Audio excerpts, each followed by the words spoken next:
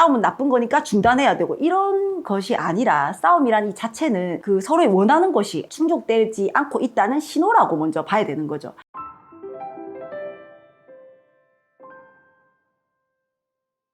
안녕하세요. 고민 해결 의사쌤 이지원입니다. 오늘은 이제 어떤 어머님의 사연인데요. 진짜 착하고 이렇게 착한 아들일 수 없었는데 최근에 이제 6학년, 5, 6학년이 되면서 점점 반항을 하기 시작하더니 학원도 안 가고 좀 반항하고 자꾸 엇돌고 말 안 듣고 그러면서 유달리 그 동생을 엄청 너무 싫어하고 그 마음이 너무 커서 수위가 높을 정도로 표현을 하기도 하고 그런다는 거예요. 너무 착했던 아들이 이렇게 갑자기 변하고 이렇게 너무 동생을 심하게 싫어하니까 너무 걱정이 돼서 밤마다 눈물로 울고 어떻게 해야 될지를 도저히 모르겠다.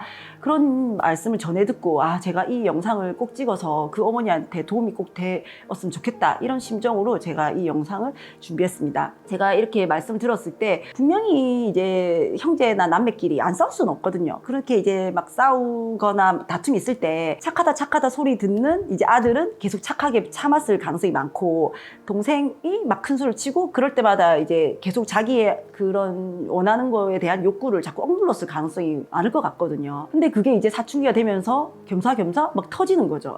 한번 터지면 이게 걷잡을 수 없거든요.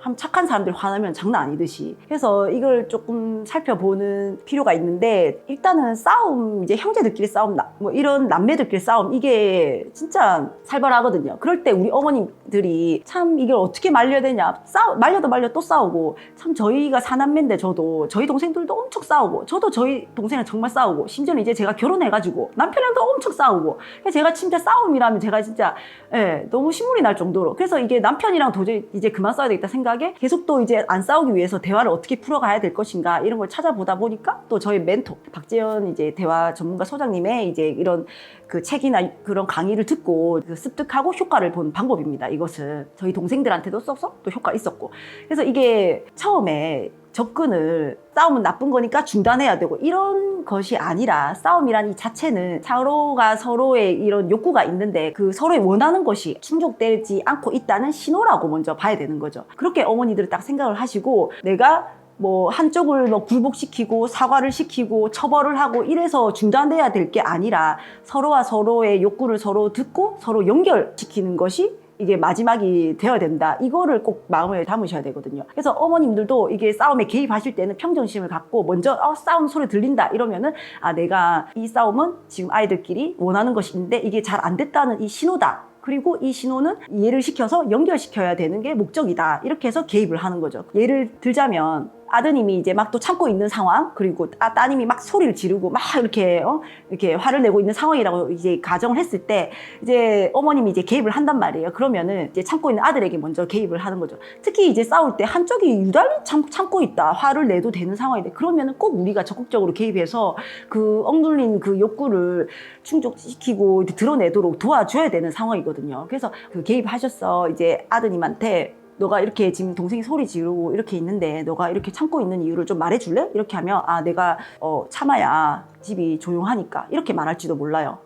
그래. 그러면 너가 이 볼펜을 들고 이제 서로 싸우고 있는데 이 볼펜을 너가 이제 계속 쓰고 하고 싶었던 것 같은데 뭐 원했던 거는 뭐였어? 이렇게 물어보는 거죠. 너가 원했던 거. 그러면 아들이 그때서야 말을 하는 거죠. 나는 이 볼펜으로 그림을 다 완성을 고 진짜 싶었어. 이렇게 얘기를 할 거거든요. 그러면 이제 동생한테 물어보는 거죠. 서로의 원했던 거를 진짜 상대방이 제대로 들었는지 확인을 해야 돼요. 그럼 동생한테 물어봐요. 너가 오빠가 말한 거를 들은 대로 그대로 얘기해 볼래? 하면 동생이 나한테 볼펜 주기 싫었어. 뭐 이렇게 얘기할 수도 있어요. 이 사람들은 진짜 듣고 싶은 대로 듣는 거거든요. 그래서 그걸 엄마가 이제 중재자로서 조정하는 거죠. 엄마는 그렇게 듣지 않았어. 오빠는 이제 집의 평화를 위해서 참았지만 이제 볼펜으로 끝까지 그림을 그리고 싶었다고 얘기를 하던데 너가 들은 대로 그대로 얘기해 볼래? 그러면 이제 동생이 그대로 얘기를 할 거거든요. 그리고 동생 이제 너가 원했던 걸 얘기해봐. 지금 오빠 그리는 거 보고 나도 너무 그리고 싶어서 나도 뭐 쓸 게 있었어. 이렇게 얘기를 한단 말이에요. 그러면 이제 오빠한테 말을 하는 거죠. 동생이 말한 거를 너가 들은 대로 그대로 얘기해 볼래? 그럼 이제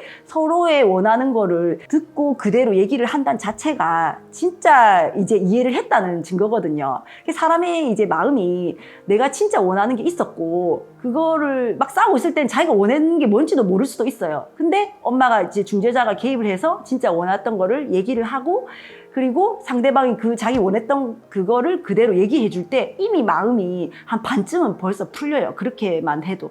그런 상황에서 이제 해결을 할 때 원했던 거를 이제 서로 아니까 해결점은 당사자들끼리 찾을 수 있어요. 이미 이제 초등학교 저학년만 돼도 다 찾을 수 있어요. 당사자들이기 때문에 서로 이거를 충분히 조율할 수 있는데 우리가 심판자가 돼서 너는 볼펜 너가 하고 너가 이제 이렇게 하고 이렇게 해서 자 서로 악수 안고 서로 사과했으면 끝 이렇게 하면은 또 그대로 이게 앙금이 남은 채로 끝나는 거거든요. 그러니까 해결을 아이들끼리 하도록 제시를 해야 돼요. 그래서 서로 해결을 만약에 했다 그러면은 이게 이번에는 좀 시간이 걸려서 겨우 이렇게 서로 해결했지만 나중에는 이제 자기들끼리 스스로 이게 더 찾아가는 이런 근육들이 붙는 거죠. 결국은 고기 잡는 법을 우리가 가르쳐야 되는 거죠. 이제 자기들끼리 좀 해결을 하고 좀 저희를 좀 보고 나서 마지막에 엄마가 이제 엄마의 원했던 거 그거를 말을 하는 거죠. 동생아, 너는 오빠한테 너무 그렇게 하는 거는 좀 아닌 것 같다. 한다는 차례를 지켰으면 좋겠다. 뭐 이런 식으로 얘기를 하면 마음이 막 울고 불고 할 때는 엄마 말 안 들리는데 자기가 이제 조율을 다 한 상태이기 때문에 진짜 엄마가 가르치고자 했던 거를 진짜 그때는 이제 듣는 거죠. 그런 순서가 돼야 돼요. 예. 이렇게 하나 예를 더 들자면 이제 형제들끼리 또 막 이제 집에서 테레비 하나로 리모컨을 들고 되게 막 싸울 수 있잖아요. 그럼 이제 동생이 보고 있는데 형이 와가지고 이거 뺐다 보면 안 돼서 형이 이제 때리고 뭐 이런 아주 흔한 뭐 그런 게 또 있잖아요. 그럴 때 이제 엄마가 딱 그 소리를 막 듣고 얘가 또 중재자로서 개입을 해서 서로 원하는 거를 서로 이해시키고 내가 이제 연결시켜야 되겠다. 이런 마음을 평정심을 가져야 되고 그때 이미 또 오빠가 또 형이 또 때렸네. 내가 저 때리는 거 못하게 해야 되겠다. 이렇게 생각하는 순간 이미 균형을 잃어버렸기 때문에 중재자로서는 그때는 이미 안 되는 거거든요. 그래서 어머니께서 평정심을 갖고 개입을 하셔서 또 원하는 걸 또 얘기하게 하는 거죠. 그러면 이제 억울해 보이는 동생한테 그러면 너가 원했던 걸 뭐냐 물어보기 전에 일단은 형한테도 내가 공정하게 동생 말 먼저 듣고 다 듣고 나서 너의 말도 끝까지 내가 들을 것이다 하고 너 대신에 조금 기다려라 이렇게 얘기를 해놓고 그럼 동생이 어쩌고저쩌고 하는데 형이 나 때렸어 아니야 그렇게 얘기하죠. 그러면 아니야 너가 원했던 거는 얘기하는 거야 이렇게 하면 아이가 이제 내가 진짜 신비 아파트 보고 싶었어 지금 꼭 봐야 되는 거야 이렇게 얘기하는 거죠. 그러면 동생이 말한 거 들은 대로 그대로 말해버려 이렇게 하면 형이 이제 얘기를 하는 거죠. 다 말하고 나서 형이 이제 말을 할 차례야 말해봐봐 이러면 너가 왜 그렇게 동생 거를 뺏을 수밖에 없었는지 말해봐봐. 너가 원했던 걸 말해봐봐. 하면은 뭐 친구랑 약속을 했는데 친구랑 약속을 꼭 지켰는데 내가 깜빡하고 이걸 지금 봐야 되는데 뭐 주저리주저 얘기를 할 거거든요. 그럼 또 자기만의 또 사정이 애들이 또 있어요. 또 그러면 이제 동생 얘기를 해봐.